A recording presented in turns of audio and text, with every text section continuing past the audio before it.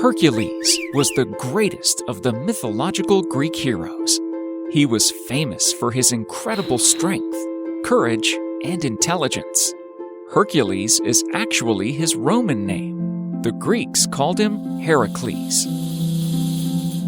He was a demigod actually, which means that he was half god and half human. His father was Zeus, the king of the gods, and his mother was Alcmene, a human. Hercules was very strong, even as a baby. When Hera, Zeus's wife, came to know of her husband's illegitimate child, she wanted to kill the baby. Hera sent 2 large snakes into the crib. The snakes slid towards the bed. The viper who was out in front stuck out his tongue and hissed. It reared its head. That was the last thing it did, because the boy shot out his hand and grabbed it by the neck. The other snake slid swiftly across the floor towards him, but the child grabbed that one too and began to shake it violently. The nurse heard the commotion and came rushing into the nursery, but it was too late, for the snakes, Hercules, had killed them both. Hercules grew into a fine teenager, and he was without doubt the strongest man on earth. One day, he met the Oracle of Delphi to get some advice. The oracle told Hercules that he must serve King Eurystheus for 10 years and do any task the king asked of him. Hercules obeyed and met King Eurystheus. The king was jealous of Hercules and did not like him at all. So the king gave Hercules 12 impossible tasks to do, hoping that Hercules would fail. Task 1. Eurystheus told Hercules about a lion that was the cause of suffering in the land of Nemea. It was attacking not only animals, but people as well. Hercules' first task was to hunt and kill the Nemean lion.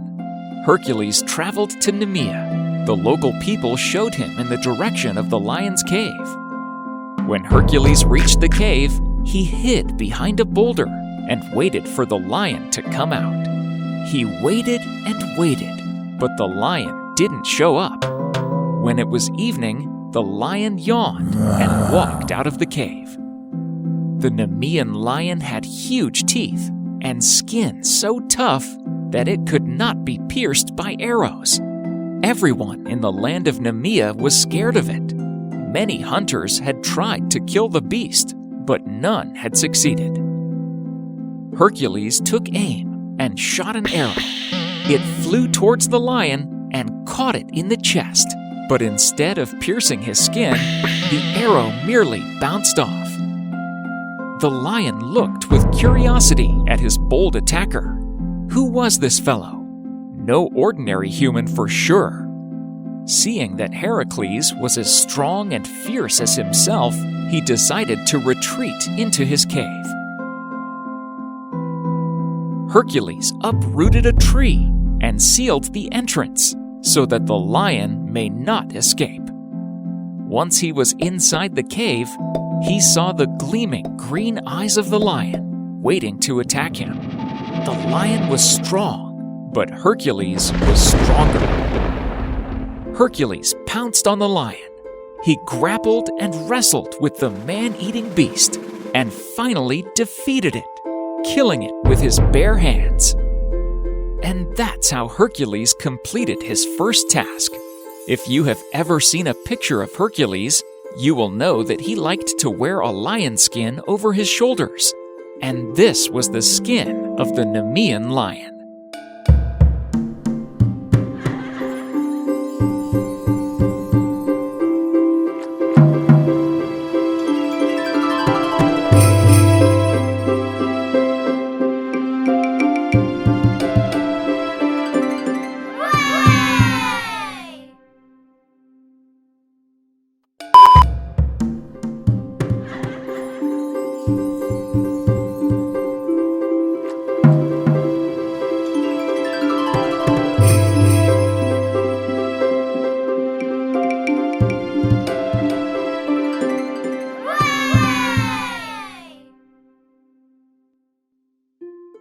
King Eurystheus was not very happy when he saw Hercules walking into his palace wearing the lion skin. Hercules had completed his second labor by killing the Nemean lion. So this time, he decided to give Hercules a tougher task.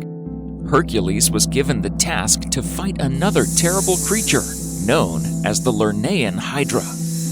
The Hydra was a big snake, a very big one, and it had 9 heads. Task 2. The Lernaean Hydra. The king knew that anyone who approached the monster's den in the swamp would be killed by the snake's poisonous breath. Also, if anyone tried to cut off any of its heads, 2 more would grow in its place. The Hydra was indeed a fierce opponent. Even Hercules did not think he could fight this monster on his own. He enlisted the help of his nephew, Iolaus. Hercules was very clever too. When they reached the swamp, he could sense the poisonous air inside the den. They realized the danger and did not enter the den. They lured the monster out of the swamp instead. Hercules did not waste any time, and he jumped into action. Hercules fought the Hydra fiercely, and each time he chopped off one of its heads, Iolaus burned it before another set of heads sprouted out. Hercules and Iolaus clubbed off the monster's 9 heads, but one head refused to die, so Hercules crushed that head and buried it deep in the ground. He returned to Eurystheus with the news of his victory, but the king was not satisfied. "You did not fight Hydra on your own," he said, "and so the labor does not count." Hercules' next task was to bring the sacred deer of Artemis, which had iron feet and golden horns. Task 3. The Ceryneian Hind. The Ceryneian hind was not a beast like the Nemean lion or the Hydra. It was a noble creature with iron feet and golden horns that could outrun an arrow. The sacred hind belonged to Artemis, goddess of wilderness. Hercules set out to hunt down and capture the golden stag of Artemis. Hercules spent almost a year wandering the forest in search of the hind.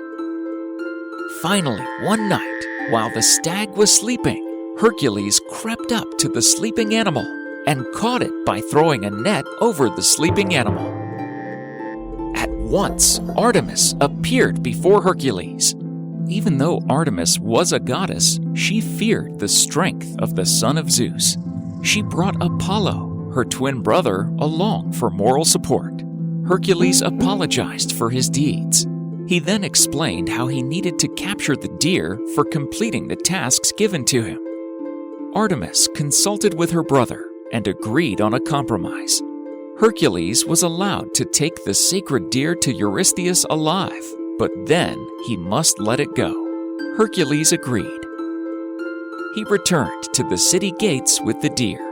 He knew if the deer didn't return safely, Artemis would hurt him.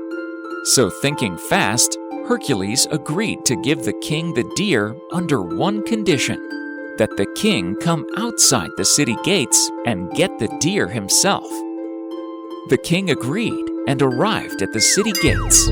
Just as the king was about to take the hind, Hercules let it go, and the deer sprinted back to Artemis. Eurystheus was furious, but Hercules told the king that he was not fast enough, and that's why the hind escaped. And that's how mighty Hercules completed his third labor.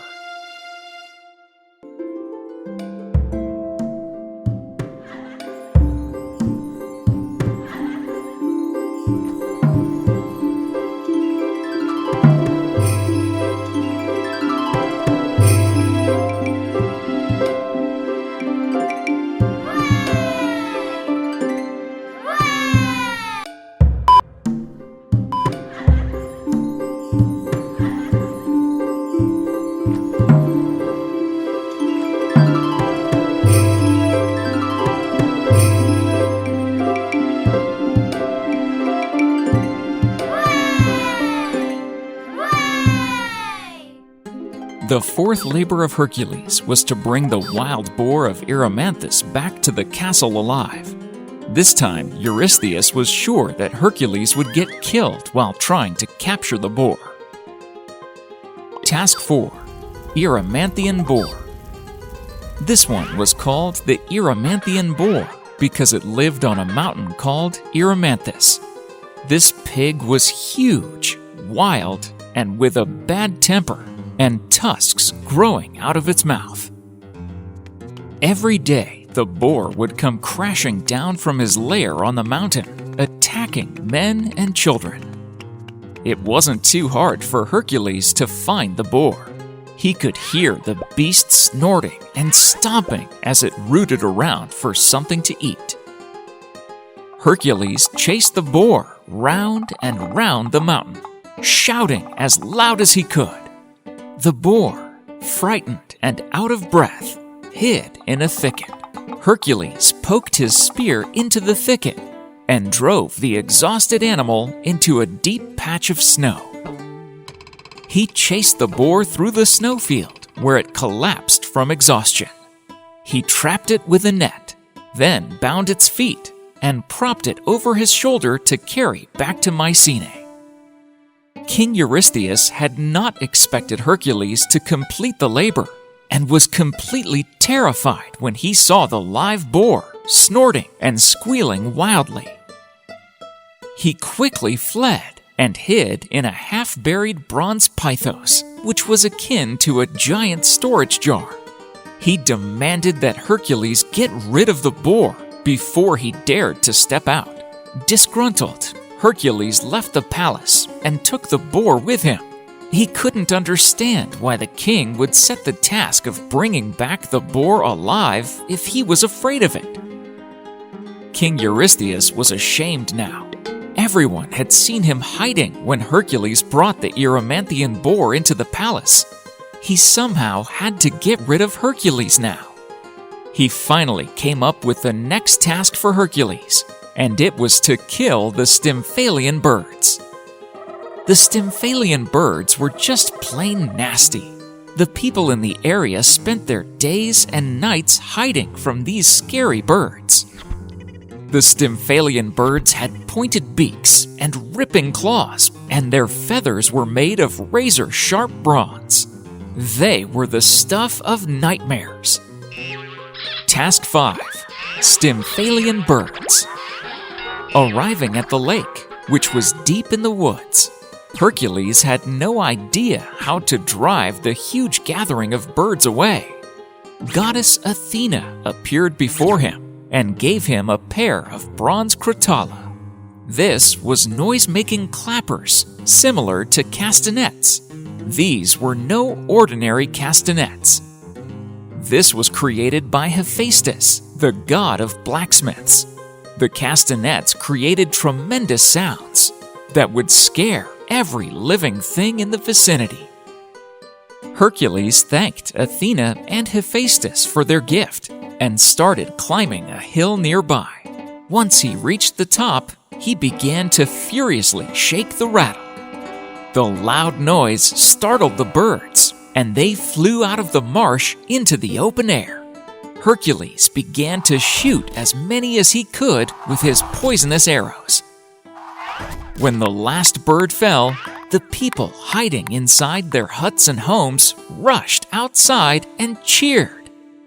Hercules retrieved the birds he'd slain to bring back to King Eurystheus to prove that he had successfully completed his labor. And once again, Eurystheus was not happy.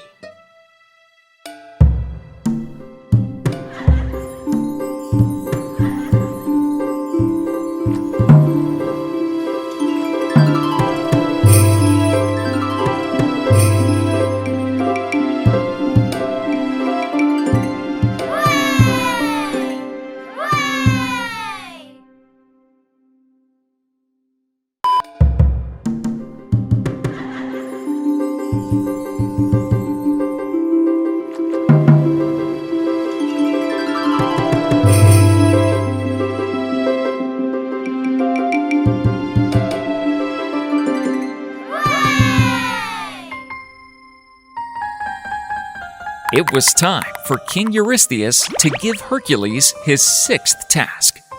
This time, Eurystheus gave Hercules the labor of traveling to Augean and cleaning the king of Augean's stables in a single day. This doesn't seem like much of a task for an immortal hero, although these particular stables housed thousands of cattle, sheep, goats, and horses, and the stable had not been cleaned in 30 years. The Augean king was said to have more cattle than any man in Greece. Task 6. The Augean Stables. Hercules showed up before the king of Augea and offered to clean up his stable in one day. The king walked up to him and spoke to him confidently. "Listen, O stranger, if you clean all of my stables in one day, I will give over to you the 10th part of all my possessions and cattle." Hercules didn't say anything about how he was sent by Eurystheus or about his labors of redemption. He accepted the offer and set off to work. He took the king's son along to watch. First, the hero tore a big opening in the wall of the cattle yard where the stables were. Then he made another opening in the wall on the opposite side of the yard. Hercules set to work tearing a big hole in the front of the stable yards. Next, Hercules made a hole in the back wall of the stable yards. These holes were connected to the two rivers flowing nearby. Hercules then turned the course of the rivers into the yard. The rivers rushed through the stables, flushing them out, and all of the mess flowed out of the hole in the wall on the other side of the yard. That's how Hercules accomplished the menial work without stooping to anything unworthy of an immortal. He met the king after completing the task and asked for the promised reward. However, the king of Augea learned that Hercules' work had been done in service of Eurystheus. He now refused to reward Hercules, saying that if Hercules didn't agree, he could seek a settlement at the Augean courts. So Hercules did just that. The judge took his seat. Hercules called the son of Augeas to testify. The boy swore that his father had agreed to give Hercules a reward. The judge ruled that Hercules would have to be paid. The king reluctantly paid Hercules, and then promptly banished both his son and Hercules from his kingdom. So the boy went to the north country to live with his aunts, and Hercules headed back to Mycenae. When all of the animals who lived in the stable came home that night from the fields, they found clean beds of hay, warm buckets of oats, and fresh water running. They could not have been more happy.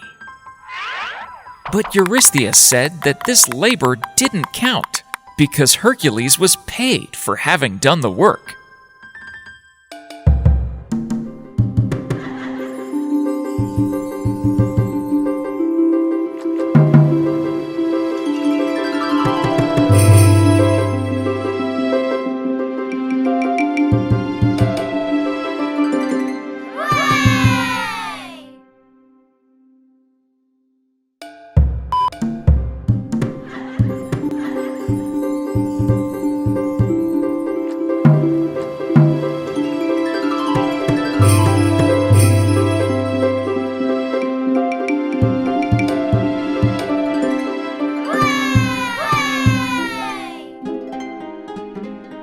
One day, King Minos, the ruler of Crete, prayed to the sea god Poseidon for a special bull to sacrifice to Zeus, the highest Olympian god. Poseidon granted his wish, and a magnificent bull emerged from the ocean. King Minos was dazzled by the beauty of this amazing creature. King Minos decided not to sacrifice this bull and sacrificed another one instead. When Poseidon came to know about this, he punished Minos for his disobedience by making Pasiphae, the king's wife, fall in love with this animal. As a result, Pasiphae gave birth to the Minotaur, a monster with the head of a bull and the body of a man. Poseidon was still mad at the king, so he turned the bull mad, so mad that fire was coming out of its nostrils. To the Minoans, bulls were sacred. It was against their religion to kill a bull. They tried to recapture it without harming it, but they did not succeed. The bull hid during the day. At night, it ripped destruction from one end of the island to the other. To capture this animal, master it, and bring it before Eurystheus was the seventh labor of Hercules. Task 7. The Cretan Bull. Hercules arrived in Crete as instructed by Eurystheus. The beast was hiding in a forest at the far end of the island. When the bull saw Hercules, it was scared. He did not fight Hercules and bowed its head down. Hercules quickly grabbed its horn and climbed on top. So thoroughly did Hercules master the animal that he drove it back to King Eurystheus. Eurystheus saw that Hercules had succeeded in bringing back the Cretan bull. He planned to sacrifice the beast to his benefactor, the Greek goddess Hera. Hera hated Hercules. She did not wish to receive a sacrifice because of the work of her husband's illegitimate son and refused the offering. Eurystheus had no other option than to set the bull free. When it was no longer under the management of Hercules, the bull became wild again and wandered in the city, destroying everything in its sight. It wandered around Greece, terrorizing the people, and ended up in Marathon, a city near Athens. At Marathon, the bull stopped its wandering and instead caused damage to property and people, just as it had done in Crete, and later acquired the name Marathonian Bull.